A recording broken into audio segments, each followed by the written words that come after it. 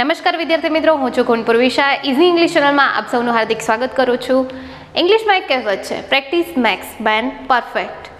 Day by day આપણે જે વિડીયોની સિરીઝ મૂકી રહ્યા છીએ અને તમે લોકો એને જોઈ પણ રહ્યા છો, તો મને લાગે છે કે તમારામાં પણ હવે ઇંગ્લિશમાં ગ્રામરમાં તમારી ગ્રીપ આવી રહી હશે. આજે પણ આપણે એક નવી સ્ટોરી લઈને આવ્યા છીએ, 5th સ્ટોરી.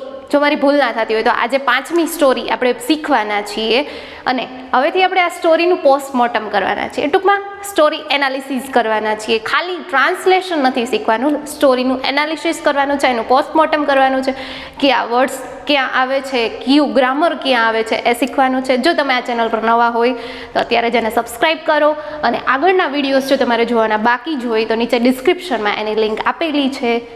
તો ચાલો જોઈએ આજની આપણી સ્ટોરી. તો પહેલાં આપણે પેરેગ્રાફનું ટ્રાન્સલેશન કરીશું અને પછી જોઈશું પેરેગ્રાફનું પોસ્ટમોર્ટમ. તો ફર્સ્ટ સેન્ટેન્સ જોવાનું છે કે શું છે પેરેગ્રાફનું. તો પહેલું છે, once there lived a pious Brahmin named Jivram Joshi in a small village. એક વખત એક નાનકડા એવા ગામમાં જીવરામ જોશી નામના ધર્મનિષ્ઠ બ્રાહ્મણ રહેતા અથવા તો રહેતો. He was the oldest and wisest man in the village. તે ગામમાં સૌથી વધુ વૃદ્ધ અને સૌથી ડાહ્યા માણસ હતા. એટલે કે સૌથી વૃદ્ધ અને સૌથી ડાહ્યા માણસ હતા. ધ હોલ વિલેજ રિસ્પેક્ટેડ હિમ. આખું ગામ તેને રિસ્પેક્ટ આપતું, સન્માન આપતું. હી હેડ અ વાઇફ નેમ્ડ રંભા. તેને રંભા નામની એક પત્ની હતી. She was younger then he but was a little taller then he. તેના કરતાં યુવાન હતી પણ તેના કરતાં હાઇટમાં થોડી ઊંચી હતી. તે હેડ નો ચાઇલ્ડ. તેઓને કંઈ સંતાન ન હતું. Both the husband and wife prayed to God every day. બંને પતિ અને પત્ની બંને દરરોજ ભગવાનને પ્રાર્થના કરતા. Although they were poor they were contented. તેઓ ગરીબ હોવા છતાં પણ સંતોષી હતા. હવે આ તો જોયું આપણે પેરેગ્રાફનું ટ્રાન્સલેશન. હવે આપણે શું કરવાનું છે, પેરેગ્રાફનું પોસ્ટમોર્ટમ. પોસ્ટમોર્ટમ મીન્સ પેરેગ્રાફનું એનાલિસિસ કરવાનું છે કે પેરેગ્રાફમાં કઈ જગ્યાએ કયા ડિફરન્ટ ટોપિક્સ એટલે કે ગ્રામરના ક્યાં ટૂલ વપરાણા છે. જો ખાલી ગુજરાતી જોવાથી ક્યારેય તમને કંઈ આવડી જશે નહીં, કારણ કે ગુજરાતી તો દરેક વાક્યનું અલગ અલગ થવાનું છે. પણ જો તમે ગ્રામર ટોપિક્સ જોશો કે ક્યાં કયો ગ્રામર ટોપિક યુઝ થયેલો છે, એકવાર શીખી જશો તો આના સિવાયનું બીજું સેન્ટેન્સ સામે આવવાનું છે ને. જેમ કે આપણે ટુ બી, ભૂતકાળના ટુ બીનું સેન્ટેન્સ અહીંયા આવે, તમે આમાં જોઈ જ લીધું હશે આપણે ટ્રાન્સલેશન કર્યું ત્યારે.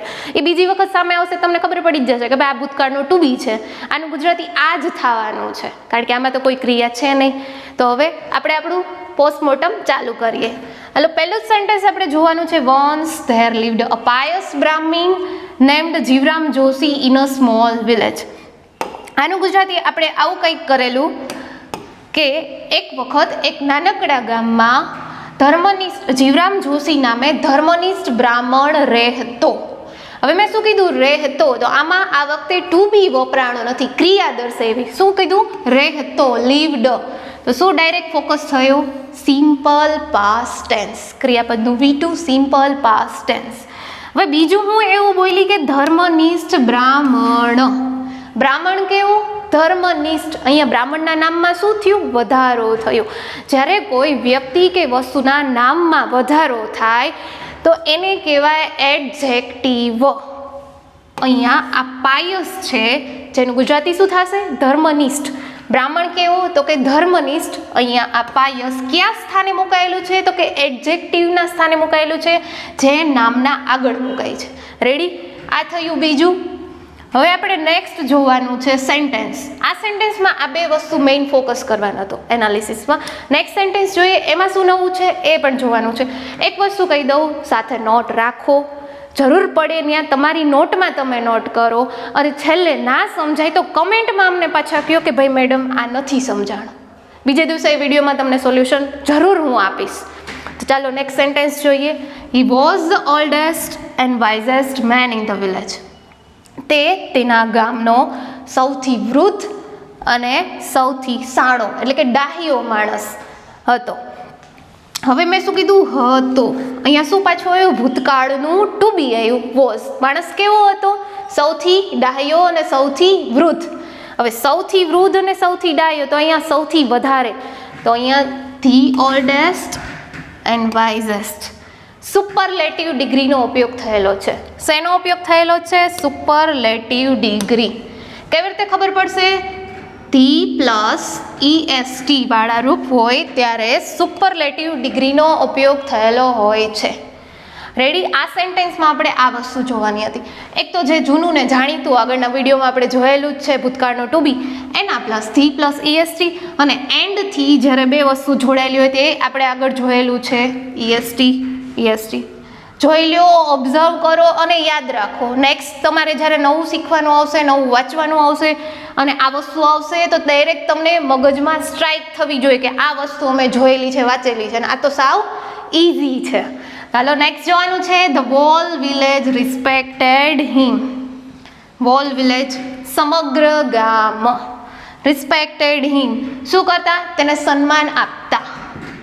રિસ્પેક્ટ, કોઈને સન્માન આપવું. તો અહીંયા ઈ શું થયું? સિમ્પલ પાસ્ટ ટેન્સ, સાદા ભૂતકાળનું વાક્ય છે. ચાલો હવે નેક્સ્ટ જોવાનું છે. હી હેડ અ વાઇફ નેમ્ડ રંભા. તેને રંભા નામની એક પત્ની હતી. હેડ, તેની પાસે શું હતું? ભૂતકાળમાં પત્ની હતી. તો અહીંયા શું થયું? ભૂતકાળનો ટુ હેવના રૂપનો ઉપયોગ થયેલો છે. સેન્ટેન્સમાં બીજું કંઈ નવું છે નહીં. વાઇફનો મિનિંગ તમને ખબર છે, નેમ્ડ રંભા, તો એનું ટ્રાન્સલેશન આપણે જોઈ લીધું. હવે નેક્સ્ટ જોવાનું છે. She was younger then he but was a little taller then he. આ સેન્ટેન્સમાં થોડુંક આપણે વધારે જોવાનું છે. શું જોવાનું છે એ જોઈએ. આગળ આપણે શું જોયું? ધી પ્લસ EST ડિગ્રીનો ઉપયોગ થયેલો. હવે આ સેન્ટેન્સમાં ER ધેન પાછી ડિગ્રી એવી, આ હતી સુપરલેટિવ ડિગ્રી. ER ધેન જ્યારે વપરાય ત્યારે કમ્પેરેટિવ ડિગ્રીનો ઉપયોગ થયેલો હોય. કઈ ડિગ્રી? Comparative degree. કમ્પેરિઝન કરવાનું. અને હંમેશા આમાં એક વસ્તુ યાદ રાખવાની છે, કમ્પેરિઝન હંમેશા બે કરતા સાથે થાય. સી હી. જોયું? અહીંયા સી છે તો અહીંયા કર્તાના સ્થાને હી વપરાણું છે. નોટ કે હીનું હિમ વપરાણું છે. મોટાભાગના સ્ટુડન્ટ્સ ભૂલ કરે છે. જ્યારે કમ્પેરેટિવ ડિગ્રીનો ઉપયોગ કરે છે ત્યારે સી કે હી આગળ હોય તો પાછળનો કરતા આઈ હોય તો ત્યાં મી કરી નાખે, હી હોય તો ત્યાં હિમ કરી નાખે, સી હોય તો હર કરી નાખે. પણ હંમેશા યાદ રાખો, કમ્પેરેટિવ ડિગ્રીમાં બે સમાન કરતા એટલે કે બે કરતા સાથે કમ્પેરિઝન થાય છે. તો અહીંયા આપણે આ જોવાનું હતું કે she was younger then he. તેણી તેના કરતાં ઉંમરમાં નાની હતી. બટ પણ was a little taller then he. જો અહીંયા પાછું કરતા સાથે આવ્યું કમ્પેરિઝન. શું? પણ તે તેના કરતાં હાઇટમાં ઊંચી હતી. રેડી? આ સેન્ટેન્સમાં આપણે શું જોવાનું હતું? તો કે કમ્પેરેટિવ ડિગ્રીનો ઉપયોગ થયેલો છે. એના પ્લસ કમ્પેરેટિવ ડિગ્રીમાં ધ્યાન શું રાખવાનું? કરતા સાથે કમ્પેરિઝન થાય. રેડી? આમાં જો કોઈને ના સમજાણું હોય તો કમેન્ટ બોક્સમાં જરૂરથી કહેજો. લિટલ અહીંયા એટલે અ લિટલ એટલે થોડી. રેડી? આપણે આગળના વિડીયોમાં નેક્સ્ટ વિડીયો જ્યારે જોશો ત્યારે little, a little, the little એના વિશે પણ ચર્ચા કરશું. હવે નેક્સ્ટ સેન્ટેન્સ જોવાનું છે. They had no child. તેને કાંઈ સંતાન ન હતું. તો આઈ પાછું રિપીટ થયું. ગુજરાતી તમે ટ્રાન્સલેશન આપણે કર્યું ત્યારે તમે ફોકસ કરી જ લીધો હશે કે અહીંયા શું વપરાયું? ભૂતકાળનું ટુ હેવનું રૂપ. એ સેન્ટેન્સમાં કંઈ નવું છે નહીં. હવે ધેન જોવાનું છે. Both the husband and wife prayed to God every day. હવે આમાં તમને શું લાગે છે? ગેસ કરો કે શું નવું હશે? એક તો પેલા ટેન્સ કાંઈ યુઝ થયેલો છે તો કે હા, પ્રેડ આપેલું છે. શું કરતા? ભગવાનને શું કરતા? દરરોજ પ્રાર્થના કરતા. ભૂતકાળનો ટુ બી આપેલું છે, ક્રિયા છે, સિમ્પલ પાસ્ટ ટેન્સનો ઉપયોગ થયેલો છે. હજી એક વસ્તુ છે એ તમારે જોવાની છે, conjunction and.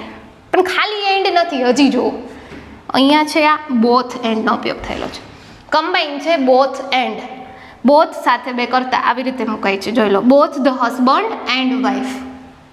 Both and. Both the કરતા બંને, ટૂંકમાં બંનેની વાત છે. Both the husband and wife prayed to God every day. બંને પતિ અને પત્ની દરરોજ ભગવાનને પ્રાર્થના કરતા. રેડી? શું જોયું આપણે? કન્જક્શન જોયું અને સિમ્પલ પાસ્ટ ટેન્સ. હવે last but not the least. છેલ્લું સેન્ટેન્સ છે. Although they were poor they were contented. શું કીધું? તેઓ ગરીબ હતા. તેઓ ગરીબ હતા. અલ્ધો તેમ છતાં પણ તેઓ સંતોષી હતા. અહીંયા કન્ટેન્ટેડ એનો મિનિંગ થાય છે સંતુષ્ટ, સંતોષી હોવું. રેડી?